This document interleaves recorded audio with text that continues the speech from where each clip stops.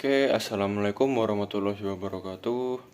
Perkenalkan, nama saya Evan Raditya Ajuta Amru dengan NIM 22106060023 dari Prodi Teknik Industri. Oke, jadi di sini saya akan menjelaskan tentang tugas praktikum mengenai perhitungan volume bangun ruang. Oke, tapi sebelum masuk ke inti programnya, saya akan menjelaskan terlebih dahulu apa saja yang digunakan pada program ini. Oke, yang pertama saya menggunakan import math. Nah, import math ini berfungsi untuk mengimpor rumus matematika. Nah, nanti akan saya jelaskan lebih lanjut mengenai fungsi dari import math ini. Yang selanjutnya saya menggunakan function atau def. Oke, jadi tiap variabel dari masing-masing volume bangun ruangnya saya buat function satu-satu. Mulai dari ini volume kubus sampai volume tabung saya buat defnya masing-masing. Dan selanjutnya saya menggunakan perulangan while. Nah, seperti yang teman-teman lihat di sini saya menggunakan perulangan while. Nah, lalu yang terakhir saya menggunakan rumus percabangan. Nih, ada if, elif, dan else. Oke. Langsung saja kita mulai dari paling atas sekitaran programnya. Nah, saat kita run, maka akan muncul tulisan yang telah kita print di sini, yang setelah saya buat di sini. Print ini akan tercetak di terminal di sini.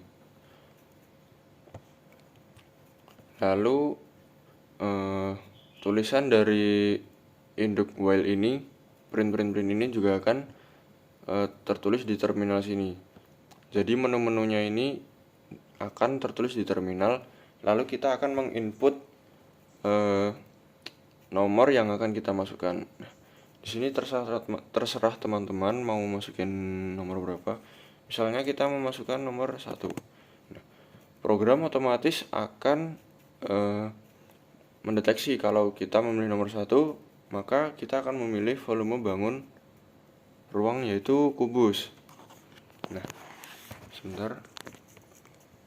Nah, di sini kita tinggal masukin sisi-sisi kubusnya aja. Maka akan ketemu nilai sebanyak 125. Nah, ini karena di function kubus tadi saya menggunakan return yang ini akan memberi nilai pada variabel hitung volume kubus. Nah, di return ini kan ada perintah sisi dipangkatin 3. Nah, otomatis ketika kita memilih menu bangun ruang kubus, kita masukin panjang sisinya. Nah, panjang sisinya itu akan tersimpan di variabel hitung volume kubus sisi ini. Lalu akan dipangkatkan 3. Hasilnya 125. Nah, setelah keluar hasilnya, maka program akan mengulang lagi ke menu awal. Nah, kenapa seperti itu? Karena di sini saya menggunakan perulangan while, yang artinya ya ini menu akan terus keluar sampai kita selesai menyelesaikan menu perhitungan, maka menu akan terus muncul kembali. Karena perulangan while ini nggak ada batasnya, teman-teman. Selama tidak ada perintah untuk memberhentikan programnya, maka perulangan while akan terus berjalan, teman-teman. Nah, oke, coba kita milih nomor 2. Kita masukkan panjang baloknya, misalnya 3, lebar balok 2, tingginya 5. Nah, program akan langsung menghitung volume baloknya yaitu 30. Sama seperti yang kubus tadi, karena di function volume balok ini saya juga menggunakan return yang akan memberikan nilai pada variabel hitung volume balok. Jadi masing-masing angka yang kita masukkan tadi, mulai dari panjang, lebar, sama tinggi, itu akan tersimpan di variabel ini, hitung volume balok, bla bla bla bla. Lalu akan dikalikan sesuai perintah dari si return ini. Nah, sekarang kita masukkan nomor 3.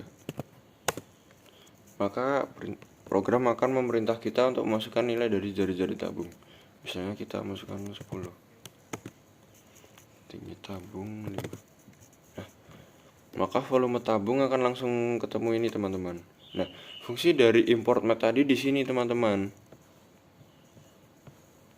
Nah, jadi kalau lingkaran itu kan kita pakai pi ya perhitungannya. Nah, pi ini kan ada 22/7 sama 3,14. Nah, itu tergantung dari jari-jarinya, bisa dibagi 7 atau enggak. Kalau kita bikin programnya buat pi masing-masing kan ribet. Jadinya saya masukin rumus matematika lewat import math ini. Jadi di function hitung volume tabung, di returnnya tinggal kita isi math.p yang artinya kita mengimpor mengimpor rumus pi.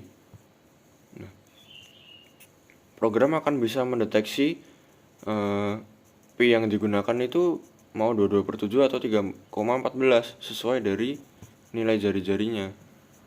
Nah, otomatis jadinya. Nah, sekarang coba kita pilih nomor 4.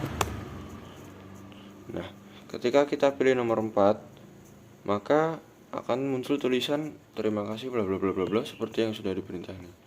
Nah, tapi ini berbeda dari yang sebelum-sebelumnya. Kalau kita pilih nomor 4, maka program akan langsung berhenti, langsung selesai, tidak mengulang ke menu bangun ruang lagi. Nah, kenapa bisa seperti ini? Karena kita lihat di elif nomor 4 ini. Nah, ketika saya membuat rumus elif menu bla bla bla sama dengan 4 ini, paling bawah ini saya masukin perintah break, yang artinya jika kondisi dari 4 ini terpenuhi, maka program akan langsung berhenti karena ada perintah break di sini. Sedangkan yang lain tidak ada. Jadinya ketika kita memilih 1, 2, 3, setelah program selesai menghitung rumusnya, maka ini akan langsung balik ke menu awal lagi. Kita disuruh milih lagi karena tidak ada perintah break. Namun ketika kita beri perintah break seperti nomor 4, maka program akan langsung berhenti. Karena fungsi dari break itu sendiri untuk memberhentikan program. Coba kita clear. Kita langsung masukin nomor 4. Nah, langsung berhenti ya teman-teman karena ada perintah break di sini. Lalu apabila kita memasukkan nilai selain 1 sampai 4, misalnya kita masukin 5. Nah, maka akan keluar mohon maaf nomor yang Anda masukkan tidak tertera pada daftar menu. Silakan pilih menu yang tersedia. Nah, program akan langsung mengembalikan ke menu awal lagi karena di perintah else ini tidak ada perintah break. Di percabangan else ini tidak ada perintah break.